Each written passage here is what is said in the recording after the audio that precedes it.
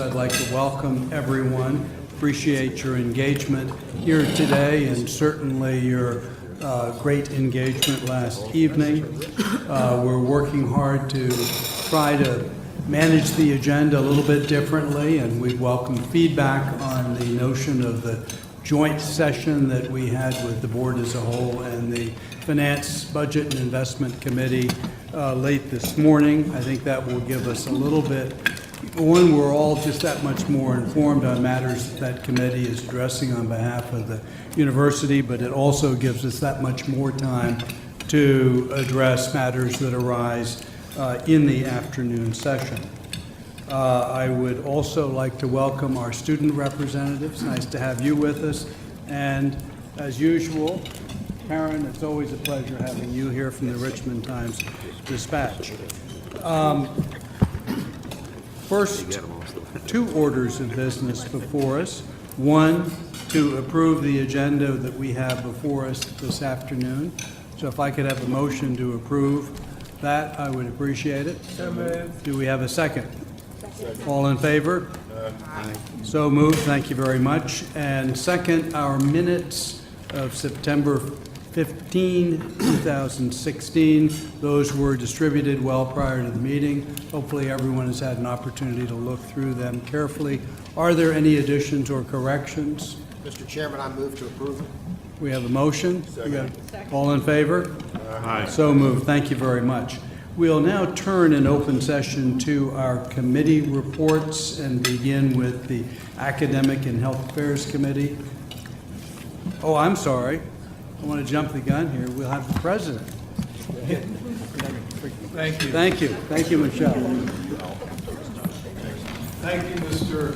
Chairman, Mr. Director, and members of the board. Last time that we got together, we had an opportunity to really start focusing on the 2016-17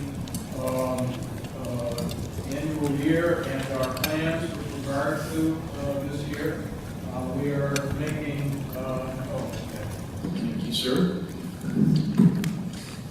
We are, is that too loud? How about like that? Okay. And we're making great headway. So it's been nearly half a year at this point since we began our plan, working on our plan.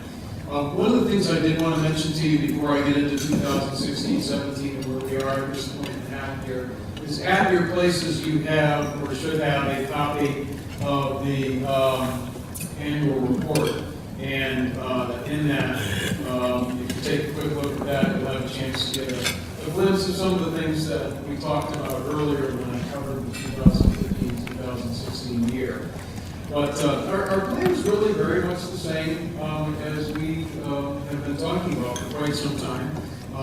We are in this year with the great help of Gail and Marcia, continuing to focus on what our next phase of strategic planning will be. And they are gathering input from a wide range of constituencies. And they are also certainly very much involving the cabinet, which is a great thing. They are also helping us find our way to a strong finish for the Quest for Distinction last phase fundamentally.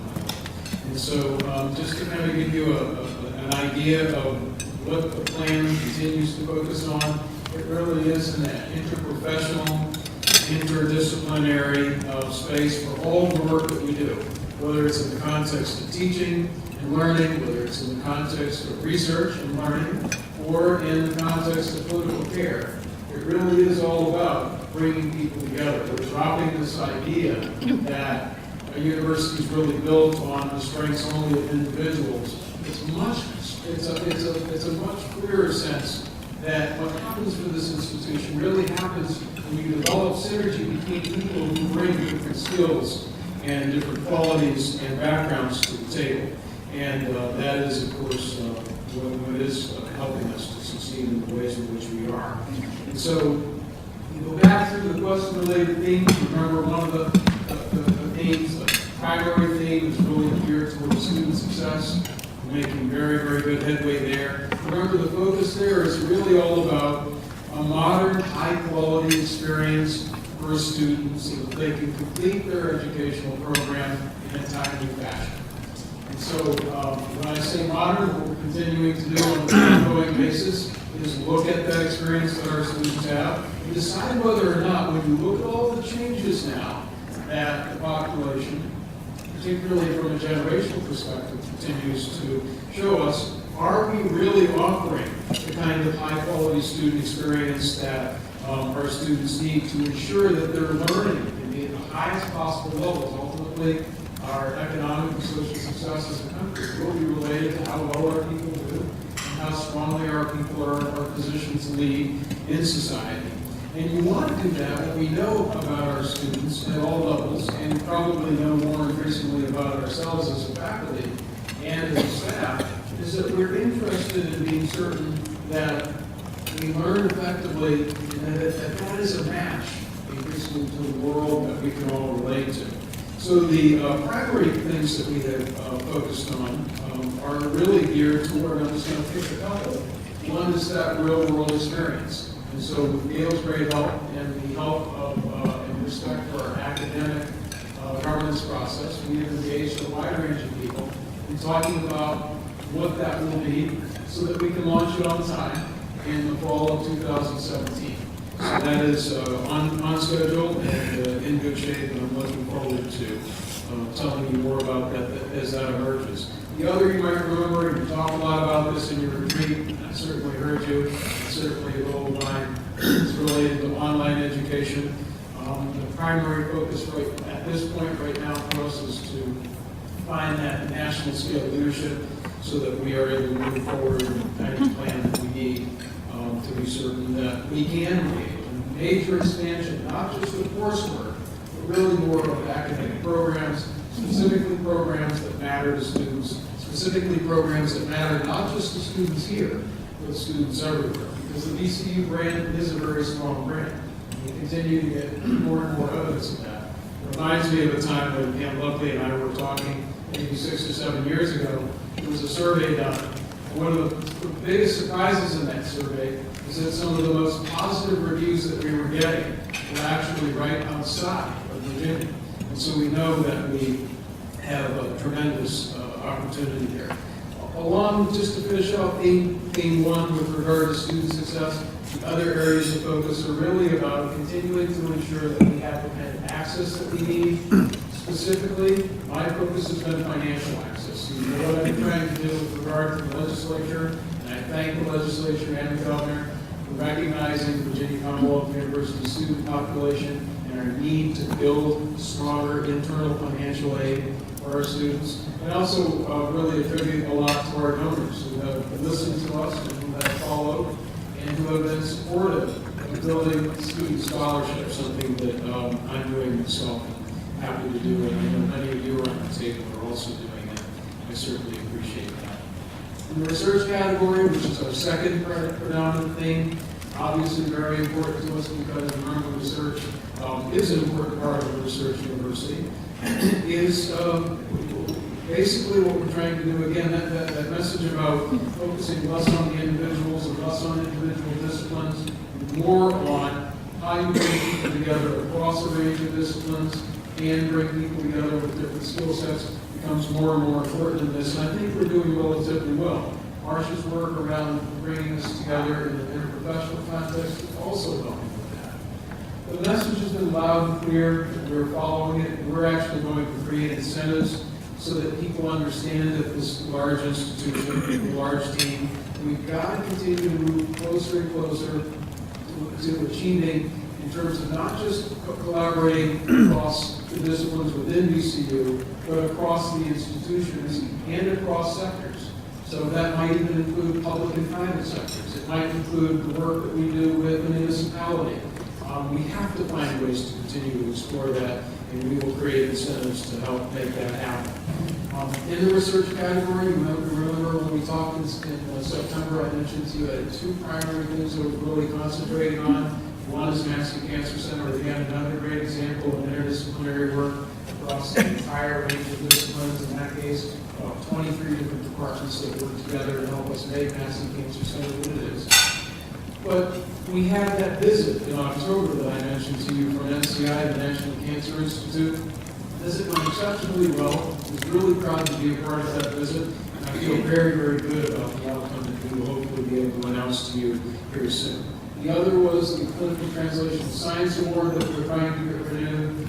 We had a review in our Clinical Center for Translational Research, the CCTR, we call it, the Penn Diamond Way, CCTR, is going to hear its news soon. But again, very positive reviews, and it's looking very good. What I didn't talk with you as much about, but that is also important, it's important for you to recognize that your university, your faculty at this university, have done an exceptional job of garnering more resources than probably any other institution in the Mid-Atlantic, certainly in the Commonwealth of Virginia in the neurosciences. And again, it cuts across a wide range of unlikely disciplines. And that will continue to be a strategic focus for us. It will be very important to us.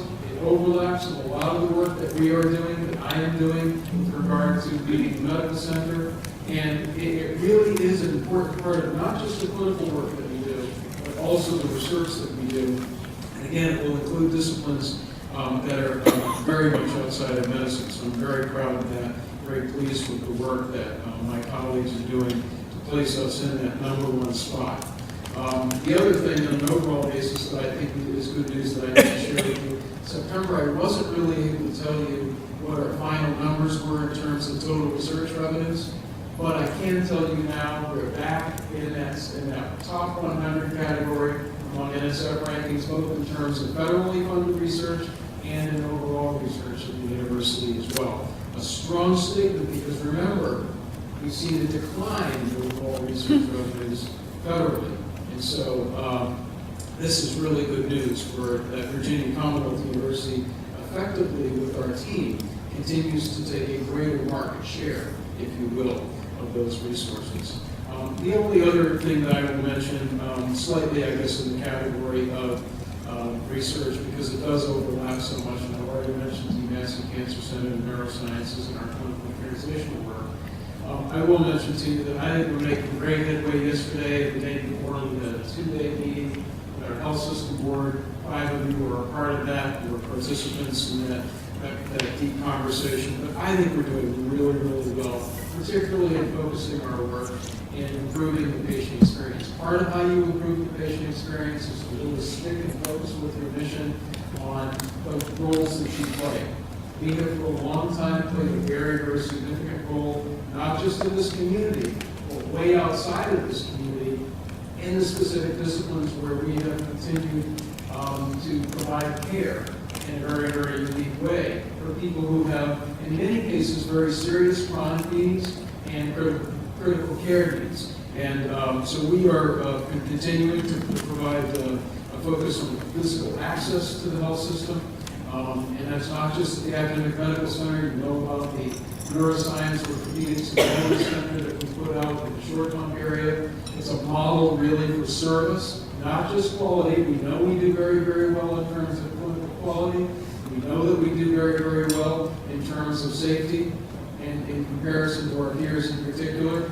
In the service category, we're continuing to rise every day. The model that we have with the Now Center, now opening the Stony Point Ambulatory Surgery Center that we have out there, I'm really excited about the new heights that we will take a lot more of that intelligence right back with us into the academic medical center and continue to improve our service in all of our areas and all of our disciplines.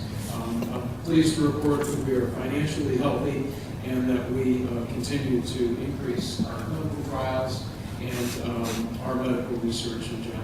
And I want to thank Marcia for her wonderful partnership and stepping in such a big and very effective way.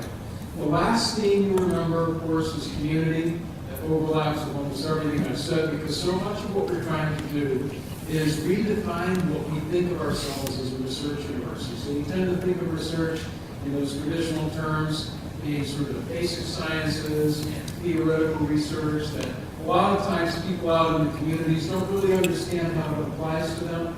It has often applied to them, but what we're trying to do is be much more deliberate in our translation of that, much more deliberate in the work that we actually do that brings in a very, very short time frame the value of our work to either the patient's bedside, to the community in terms of studio work that we do, evoking the senses that we do with the original artwork that we do.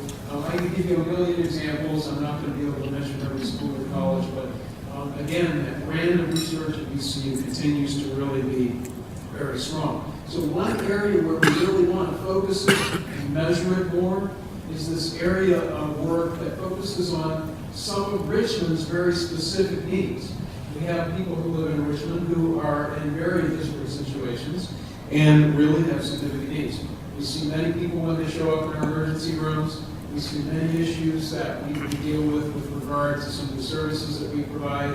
But we know that we have needs that we continue to target and focus on. And so what we're going to do is just that. Target our energies and our efforts, our research, and our students and their engagement in our communities around some of the most significant needs in the community. We have some particular targets right now that focus on the east end of town, even eastern Henrico County as well.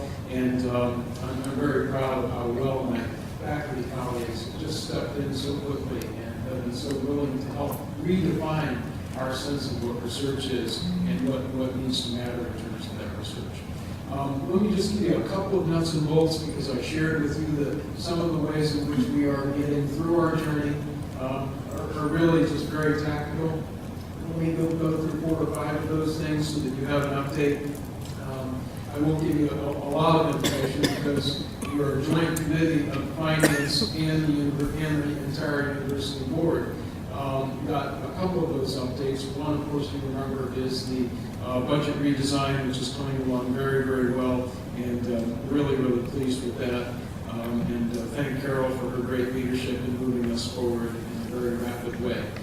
The good news is we are on schedule and on target for a parallel one of this month of our budget redesign in July. So we'll have a lot more information for you as we get closer and closer to that date. You also got an update from Susan Parkey on the status of our human resources redesign. You know, just to sort of underscore something she said, it's really all about understanding that your most important strategic resource in any organization is the human resource. It's the people and their ability to perform on the mission. So we're making really, really great headway in that regard. Again, when it involves people, you have to bring people into that conversation, and it stretches it out a little bit. And I hope that people feel like they have had their voices heard in the process of coming together with what will ultimately be a great VCU-specific model for human resources at this institution. We'll be able to give you an A update, but we're on target for a January 2018 launch, which is a very far away if you start to think about it. An area where one of the committees had some update was with regard to the Diversity and Inclusion Strategic Action Plan. For the rest of you who weren't there, the draft is now complete. We have it. It is being reviewed by a number of different groups. For me, the most important thing that we're really trying to focus on, it's not as much diversity as it is inclusion. What are all of the ways, whether it's climate, whether it is in the context of the priorities that we sketch out in our budget, whether it is in our curriculum, whether it is in the research that we incentivize people to engage in? How do we ensure that inclusion becomes the most important part of this diversity plan? Ultimately, that's the message that I get from most of the students with whom I speak with in particular. It's certainly the message I get with respect to people in our community who are concerned, and that includes many members of our faculty. In fact, aren't you the diversity director of the School of the Arts? Yes, I am. So you can certainly relate probably to exactly what I'm saying. I also wanted to just recognize for you that since we last met, right here in this very room, right about this very spot over here, we actually launched the Make It Go campaign. It's been a great success so far. $750 million goal that we announced. We're already about $450 million in. Very proud of that, very pleased, and I want to thank Marty for her great work in getting that launch to be so successful. Lastly, but not least, perhaps one of the most important things to me, because I have put so much energy into this over the years, is our strategic facilities master plan. It obviously includes the entire university, the Joint Committee of Finance and the whole board had an update from Meredith Weiss, who did a great job and has just done a beautiful job of really helping us to understand not only where we're going, but where we are now, and what some of those issues are that we need to deal with. And Bill outlined as well as he shared that committee meeting, or the joint meeting. But there are a lot of things that we're really going to have to talk about. But there are a lot of exciting opportunities. And when you start moving the pieces of that puzzle around, you realize you have a lot of options with regard to strategic facilities master planning. But you might remember that it was almost a year and a half ago, for those of you who were involved in the health system board, I really started pushing pretty hard on this notion that we have got to be extraordinarily competitive. Because the health system, with its hospitals and clinics, cannot be one of those entities that just sort of waits around. It has to be an entity that is just as competitive as any entity out there that provides any kind of health care, even though we have our own space that we intend to provide health care. Remember, this is all really about making sure that we create and we educate the workforce, the healthcare workforce. That's most of the new job growth, if you look at it, in the next probably century, I almost said century, but at least in the next 10 years. We know that for a fact because the federal government continues to tell us that. So we've got to be sure that the experiences that our students in the health sciences and related disciplines have are absolutely up to date and as rich and robust as they can possibly be. And we have not been in a place where we have felt good about that. We are going to feel increasingly better about it. So what I wanted to tell you is that we have started to push the button and we are moving forward very rapidly on the adult ambulatory clinic that we are envisioning at 10th and Lee Street. The greatest thing about this is not just the adult ambulatory clinic, but the parallel building, which will actually just be a parking garage.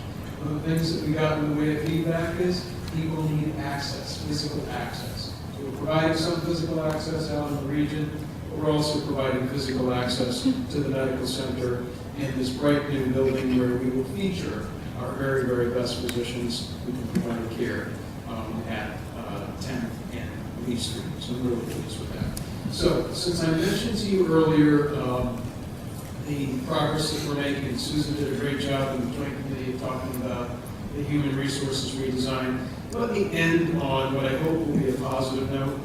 I recognize, of course, that human resources are our most important resources of the institution. They are the most important strategy in terms of how we get done what we intend to achieve in the context of our mission.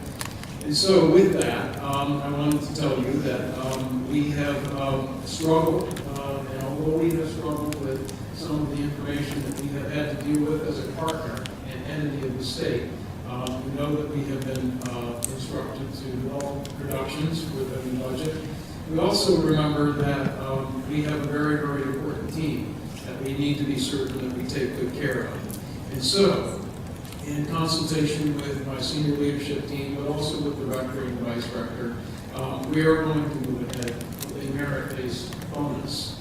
And it is a modest bonus, but it will be a bonus that sends a very strong message about the university's appreciation for the work and continued effort toward the mission of this institution, and the work that we do with our students, with our patients, and certainly with each other as faculty and staff, and with our communities that benefit. And so this will be something I will announce very specifically, so you don't have to take really, really close notes. At a minimum, it will be $1,000, and because we have limitations legally with respect to classified staff, it will be a maximum of $2,000. But it will also, for the remaining group, it will be, because it's merit-based and it will be percentage-based, it will be a minimum of $1,000 and a maximum of $4,000. This is something that we intend to distribute by the end of March, and if that changes, we'll try to let members of the university community know so that you're aware. I wanted to mention that to you and couple it with the fact that we will have a legislative session during which time undoubtedly revenues will continue to be looked at and hopefully will change for the positive. I anticipate that they will change for the positive. Why do I anticipate that? Because no one else can tell you, and I might as well just say that.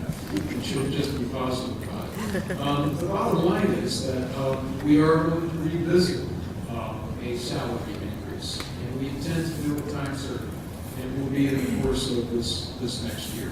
So although that's what we are going to do for now, we are going to come back and look at that and invite one person back. Thank you so much. I really appreciate that. I clap for the votes. I will couple that with one last thing and simply tell you that the state has certainly taken note of the fiscal prudence of this institution. I think that will play out very, very well. The state is also taking note of the fact, as I have met in the last week with legislators and with others, the state is also taking note of the fact that Virginia Commonwealth University serves a disproportionately high volume of Virginians. We are very, very proud of that. We continue to be proud of that. We will continue to have a very high proportion of Virginians. We also have a large number of students who don't come with a lot of the resources that many students who go to college, wherever they go. So with that, I'm hoping that the continued arguments around that we have been successful in making around student financial assistance and the need to properly compensate and support our high-performing team at the university will make a difference in the legislative session. So with that, we continue to appreciate the Board of Visitors' leadership.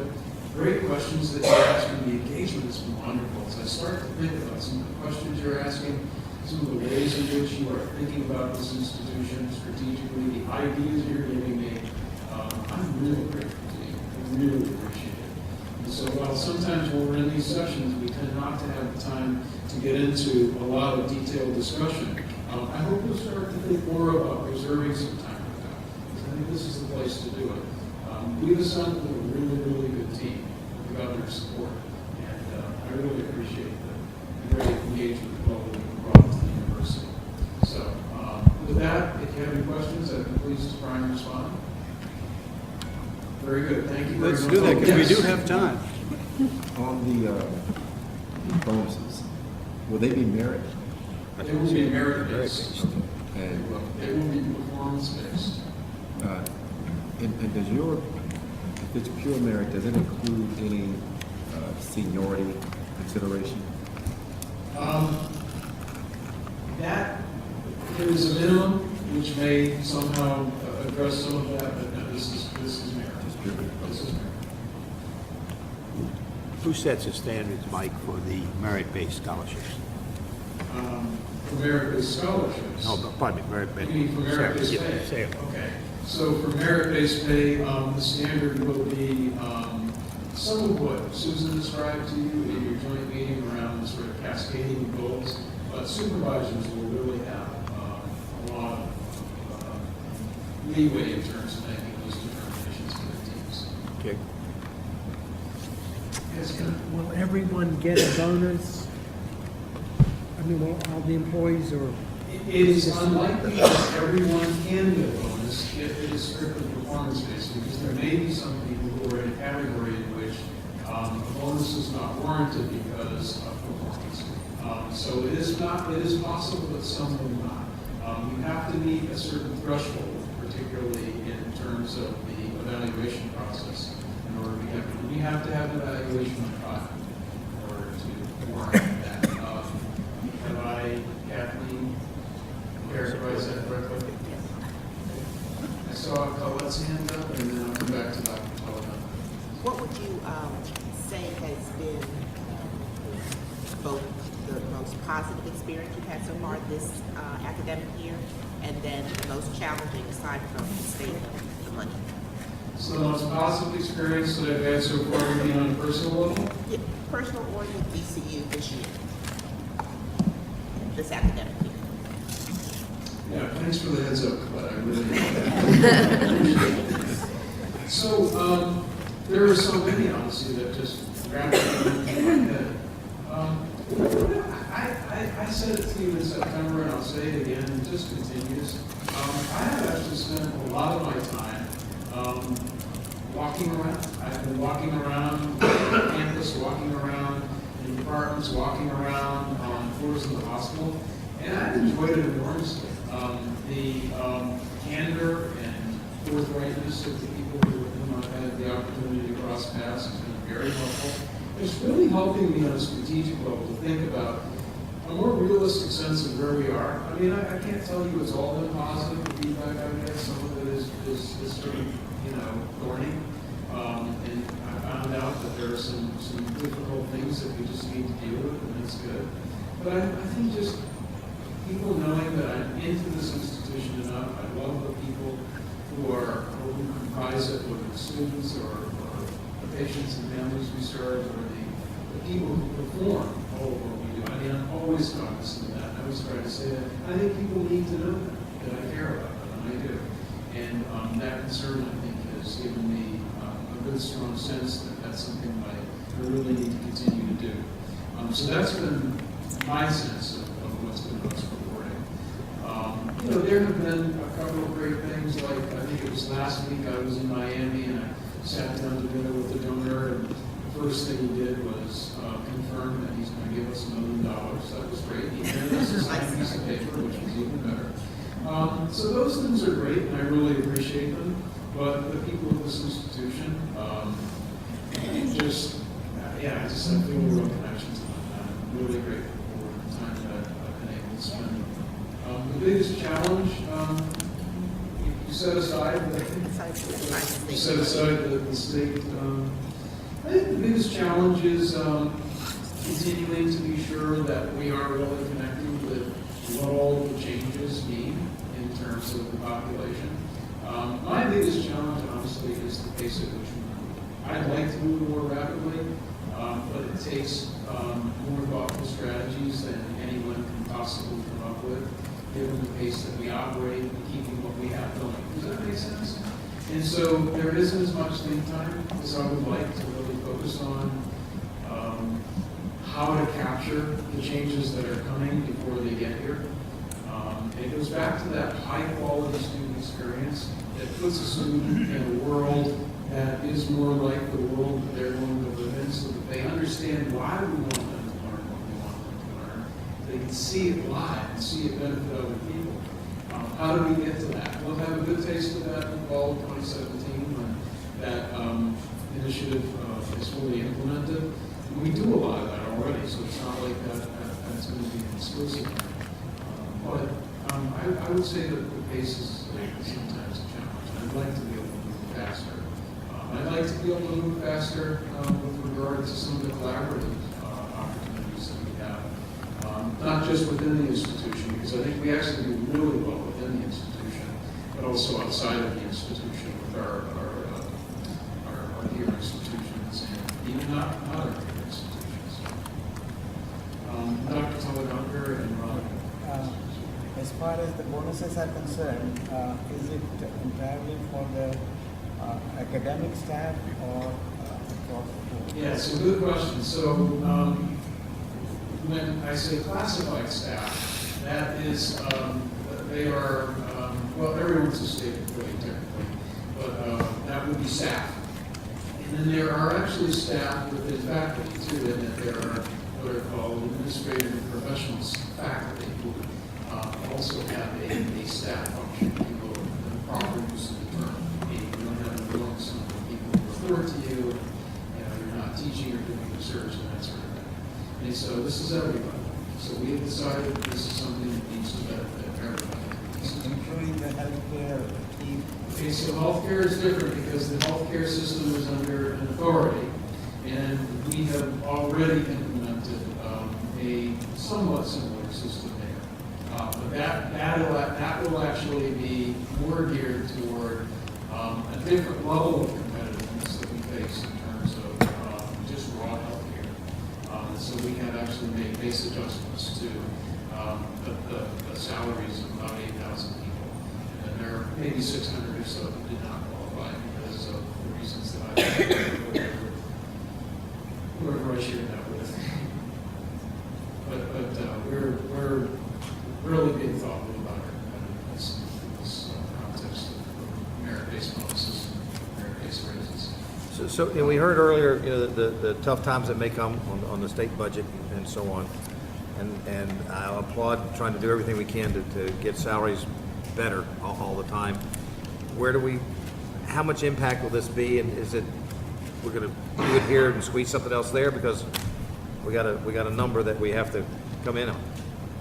Yeah, so that's one of the reasons why you really need the budget redesign, so that you have the ability to say, these are our priorities. The number one priority obviously will be human resources, and we need to direct those resources there. Right now, what you have is, what we have had is a continuation budget, which is taking what you did in previous years and just rolling it forward to the next year and doing minor augmentations or subtractions. This will really be about strategically deciding what it is that this university stands for and what it is that we need to invest in order to get done what we need to get done strategically. And so when we have reductions, we'll know where we can go much more easily than we do now. A lot of what this university has done historically when there have been reductions is do across the board kinds of things. We're not going to do that this time. We're going to try to focus our reductions very differently, and I'm going to try to find some ways with some flexibility that I have to absorb some of that, but I can't do that forever, right? So the budget redesign will help us to be more effective at doing this stuff. Carolyn, anything you want to add? No, that was well said. There's one more hand, yes, Alex. I can't remember, but do our athletic coaches have performance-based bonuses in their contracts? Yes. They have, their income, each of them is driven by performance. Okay. Is that accurate? Sorry? Coaches. Coaches. How we pay the reward them based on. Yeah, so our basketball coaches are a little different than the other coaches, but they all have a base salary and then performance bonuses for winning and academics and other things in their contracts, already in there, It's a much bigger factor for basketball. by far, much bigger for basketball. Who sets those things? I mean, So the athletics director will work together with human resources and find best practices from around the nation, because ultimately, who we're able to bring to the university in terms of coaching staff will really be, they're all such competitive people in the marketplace. They will always help you determine what will constitute the market rate and thank you. yes, sir. Okay. Any other questions? If not, thank you all very, very much again, and look forward to continuing with this engaging meeting. Hey, Mike. Thank you very much, Mike. We will now turn, yes, Colette, please. Mr. McMurphy wanted something. Oh, I'm sorry, Alex? I'll go see. Okay. Okay. Carol, for the third time. Okay, you're on. Third time's a charm. Definitely here. So this is a report on the Academic and Health Good. Affairs Committee. Okay. Academic and Health Affairs Committee, so I guess you can hear me better. The first item on the agenda is an action item, and it came under the consent calendar, where the committee recommends the approval of a policy that provides guidelines for changing the designation of an academic unit from a school to a college. And there's a lot of information that was sent out ahead of the meeting, but essentially the policy outlines the requirements for changing the designation of an academic unit from a school to a college. This policy provides guidance to the leaders of the schools who desire for such a designation change. And upon passage, you need to be aware that there are probably 2 schools waiting in the wings to change the designation. We were not provided with what they are, but you need to be aware that this is coming about because there are 2 schools that want to make that change. Under information items, Drs. Hackett and Rapley are the co-chairs of the task force that's developing the university's next strategic plan, and they provided a detailed timeline. The task force is going to hold its first meeting in January. Jackie Stone and I are going to serve as representatives of the Board of Visitors on this task force. And there's going to be ample opportunity for input from key stakeholders, and in order to work within the timeline of the committee and the full board. And the new plan is scheduled to be launched in the fall of 2018. Dr. Rosalind Hobson-Hargraves provided an update on diversity and inclusion strategic plan action. A draft plan is currently open for review and comments. Board members can review the plan and make comments by emailing inclusive@vcu.edu. There will be another committee report in March, and the plan will come before the full board in May. The committee asked for a report at a future meeting on grassroots efforts within the university to promote respect and civility among faculty and students, once again dealing with the HR aspect of what we do. Ed McLaughlin provided an annual update on the athletic activities. Most impressive was the fact that the majority of our athletes are earning a GPA of 3.0, and a third are actually getting 3.5 or higher. This is a change over the past 5 years for sure, and we're certainly going in the right direction. The athletics reliance on student fees is steadily decreasing. Again, a very nice change. The student fee currently represents 61% of the budget, and it's down from 80%. Dr. Rapley led a discussion on the health system and its role in advancing VCU as one university. She noted an exemplary partnership with the Provost and Vice President of Academic Affairs and the integration of organizational goals. Additionally, she shared that a new dean of the School of Medicine has been selected. It's Dr. Peter Buckley. He's in Atlanta from the Medical College of Georgia, and we'll be meeting him in the near future. Faculty Senate June Nicholson reported that they have passed a resolution on their commitment to diversity and inclusion. The faculty also sent a book and video link to the full board highlighting 2 exemplary programs developed by VCU faculty that are benefiting our community. Note that tonight, Drs. Coogan and Dr. Obana will be at the reception. They are outstanding members of our faculty, and we should look forward to thanking them for the work they've done. And I think everybody here got a copy of the board that the book that Dr. Coogan just recently published. Sonia Maracosia gave us a report on the focus of opportunities to further engage the staff in activities, recognizing the significance of their efforts in the university's focus on student success and patient experience. She shared that the staff hosted a forum of the Virginia Public College and University staff leadership in October, and there were representatives of universities and colleges across the state. Students Alan Booth and Elizabeth Winslow provided a really engaging report on their activities this quarter. They are in the process of restructuring both student government associations. If it is approved by the student body in January, SGA will consist of an executive committee and an undergraduate student senate, as well as a graduate and professional student senate.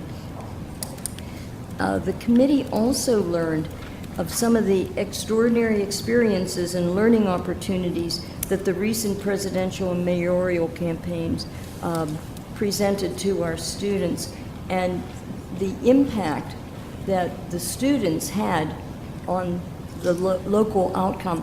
And Dr. Holsworth, can I impose on you to give that same summary that you did to us, because I can't possibly do it as well, and I think the whole board should hear it. You know, in the last election, the local elections, both for mayor and city council, there was an extraordinary turnout at the VCU precinct over on Gray Street in Dominion Place, and also by a lot of VCU students who live near the Oregon Hill neighborhood. But particularly in this precinct, there would have been a mayoral runoff if it hadn't been for the vote of the VCU students. who essentially ensured the election of the current mayor, LeVar Stoney. And then secondly, the city council woman who was elected, Kim Gray, was elected because of an 1,100 vote margin in the precinct where the VCU students voted, that again overcame the fact that she was losing up to that point in the rest of the precinct. So ultimately, the impact of VCU students turned out to be decisive in both the mayor's race and the city council's race. And so that's a tremendous impact. And I think the candidates who emerged victorious are fully aware of how important our students were to their success in that race, and just shows you the impact that an organized group of students can have. Thank you. I just think that this shows the impact that our students have in the city, and the fact that the city is so integrated with our university, and the work that they did to get students signed up to vote and to register. So hats off to the students for a job well done. Just on a personal note, special thanks to Dr. Hackett and Jamie Stillman for all of their assistance, and Michelle Shoemaker. Thank you.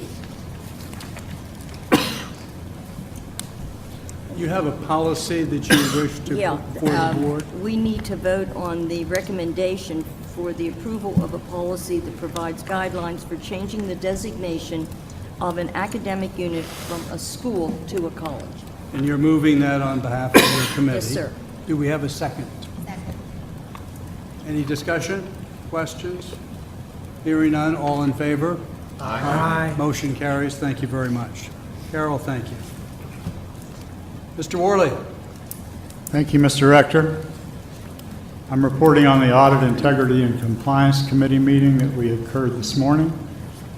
Karen Helderman, who is the Audit Director with the Auditor of Public Accounts, discussed the results of the annual audit of the university's financial statements for the fiscal year ended June 30, 2016, and the report on internal controls and compliance, which included 2 audit findings. Mrs. Helderman also covered the required communications to those charged with governance. She expressed appreciation for cooperation from the university's team, our employees, who assisted them during the audit.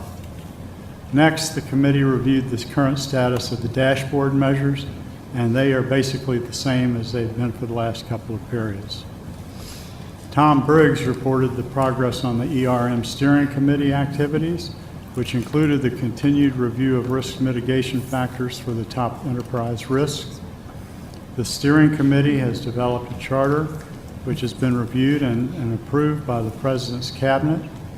And the next review of enterprise risk is scheduled to begin in January, with scheduled completion by June 2017. We also had with us this morning Police Chief Venuti, and he came and talked to us about frequently asked questions regarding the university's safety when the public is hearing that there are a lot of things going on at VCU, because they're not always at VCU. And on the one hand, we want people to think of VCU as being safe. We don't know that we want too much publicity that is not due us. So at any rate, we got a real healthy review from him. Kathleen Shaw discussed activities of the Data Information Management Council, or DIMC, and data security issues. She discussed the DIMC work plan for 2017 and its current progress, the committee's direction for use and resolution on data management strategy, and both recent and planned banner revitalization activities. The committee heard from the Integrity and Compliance Office on recent activities of the university's compliance partners during National Compliance Week in early November. The committee also received preliminary results from the 4th Annual Compliance Education, which is currently in progress. Finally, Mr. Cole reported that the results of the internal quality assessment of the internal audit function included that audits are being performed in conformance with professional standards. And I also would like to thank Bill Cole and his staff. They do a great job. They brief me very thoroughly before these meetings occur, and I couldn't do this without him, of course. And that concludes my report. Thank you, Steve. Questions? Okay, hearing none. Vice Rector Hall, Governance and Compensation. Well, the Governance and Compensation Committee met this morning. It is a very engaged group, and it is wonderful to see the interest and willingness to commit time that the people on this committee have. The following items were presented for information. Ms. Michelle Schumacher, the new board liaison, gave a brief presentation of her background and delineated her experience in governance and discussed governance in general. The committee found this very helpful. Then, moving to an action item, we also had with us Mr. Bill Cole, Executive Director of Audit and Compliance Services, and his staff member who reviewed a proposed policy entitled Creating and Maintaining Policies and Procedures Interim. This policy sets forth the procedures that must be followed in order for any responsible office, which is defined as the administrative office responsible, through the action of an individual policy owner within the office for developing and implementing a policy, including ensuring accuracy of the subject matter, training appropriate audiences, enforcing and monitoring compliance with the policy, and timely review. This proposed policy sets forth the procedures that must be followed for new policies to be created and current policies to be maintained. A copy of the proposed policy was included in your board materials. On behalf of the Governance and Compensation Committee, I move that the board adopt the policy entitled Creating and Maintaining Policies and Procedures Interim. And this concludes my open session report. Thank you very much. We have a motion on the floor. Do we have a second? Second. Any discussion? Hearing none, all in favor? Aye. So moved. Thank you very much. Mr. Wagner. Thank you. University Resources. Thank you, Mr. Chairman. I'm pleased to report on behalf of the University Resources Committee. I'd like to start by thanking Reverend Nelson, who chaired the committee in my absence yesterday evening. And I'll be brief today because many of the things that were reviewed at the committee were covered during the FBI meeting and President Rao's opening comments. In government relations, Matt provided an update on state research initiatives, outcome of the 2016 elections, governor's budget, VCU's participation in the research initiatives adopted by the General Assembly, and also discussed the up to 7.5% budget reduction, which Mike has commented upon. Also indicated there'd be a short session of General Assembly beginning January 11th, when Mike will get the 7.5% significantly reduced, as we heard earlier today. So good luck with that, Mike. You have our support. On the university relations side, Pam provided her normal update on the impressive performance in the various media metrics that we review, with particular note of in our digital advertising, we are getting click-through rates that are 6 to 8 times industry average. Pam also highlighted her partnership work in a number of areas. Particularly, there was a discussion of the work around the Make It Real campaign, which is obviously so important to our future, but also partnering on a number of other university-level initiatives, including the budget and HR redesigns, which we've heard about today, the master facilities, again, earlier today, diversity and inclusion strategic plan, the campaign, and the university strategic plan. So the point is that Pam and her team are working very closely with people who are running the key initiatives and ensuring that we have effective and integrated communications programs. Last but not least, Marty and her team reported on development and alumni relations activities. Mike has commented on the successful kickoff of the public portion of the campaign, the status of fundraising as of today at about 60% of the goal, $450 million. To add a little bit of flesh to that, 23 new endowed chairs and professorships have been established, 167 new endowed scholarships, alumni giving up almost 28% since this time last year, and total donors to the Make It Real campaign now almost 72,000. So impressive numbers, and certainly we have a ways to go in front of us. Finally, Marty and her team placed in front of each of you this Impact magazine brochure, which is part of the communications process with past and future donors. And from a quick flip through, I think it's very well done, Marty and Pam, so thank you for that. And that concludes my report, but I'll ask Reverend Nelson if he has anything to add. I'm sorry, you handled it adequately. Your notes were perfect. Thank you. Thank you very much. That concludes the open session committee reports. Now time for us to consider going into closed session. I move that the Board of Visitors of Virginia Commonwealth University convene a closed session under Section 2.23711A1 of the Freedom of Information Act for the discussion of personnel matters, more specifically relating to the performance evaluation, compensation of the President of Virginia Commonwealth University, and the evaluation of performance of certain departments of Virginia Commonwealth University, which will require performance evaluations of specific individuals in those departments.